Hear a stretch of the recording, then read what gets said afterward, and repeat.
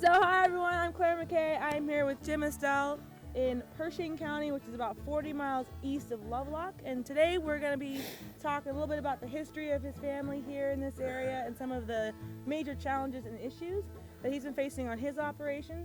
So Jim, thank you for being with us this morning. So just kind of let us know who you are and some history behind your family being here. Well, we've had this ranch about 16 years. It's been a productive livestock ranch since 1879. A guy named Wells started running sheep here in 79. That was the first domestic stock in this country. And then a guy named Springer got it in about 29, and he began ranching with brought in cattle and horses. That's where the horses came from the first time, is when he had it. And then a man named Anderson, it's called the Anderson Ranch because Anderson bought it in 32, I believe, and had it for 40 or 50 years.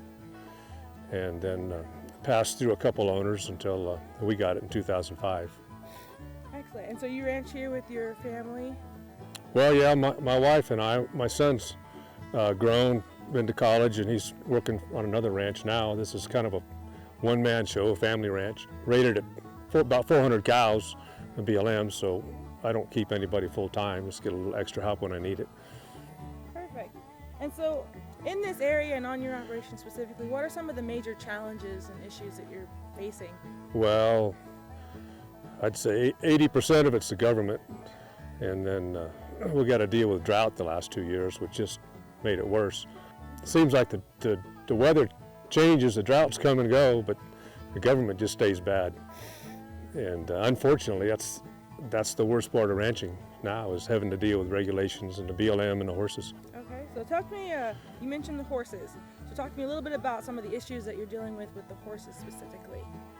Well, there's too many. It's pretty simple. It's not a complicated problem. It's just not being fixed. There's too many horses. Any ranch or rangeland can only support so many animals. And when there's too many, something's got to happen. And horses just keep increasing, and the BLM will not, or cannot, whichever way you want to think about it, remove them. And so we're just heading down a road that it's going to be a wreck at the end somewhere. You can put so many animals on a range, and you can remove the sheep, remove the cows, and just leave horses, and they'll do fine for a while. But sooner or later, the problem just grows and grows. It's like when they have jackrabbit plagues.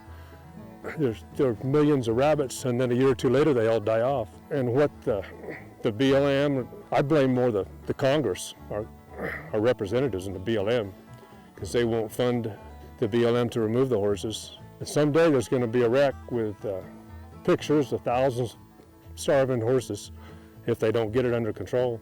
What's going to happen when those pictures hit the nightly news and the horse people go crazy and they're screaming at the congressman, and the congressmen are yelling at the BLM, and the BLM's got their hands up, said, "You didn't give us the money."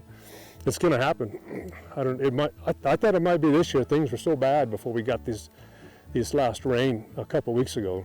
If we'd get a couple feet of snow on top of this with no feed, it could be a wreck like they haven't seen before. It's going to happen. It might be this year or 5 or 10 years, but there's just no way around it. Anybody knows you got a pasture field, you put so many animals in it, and you keep putting them in, they're going to die or something.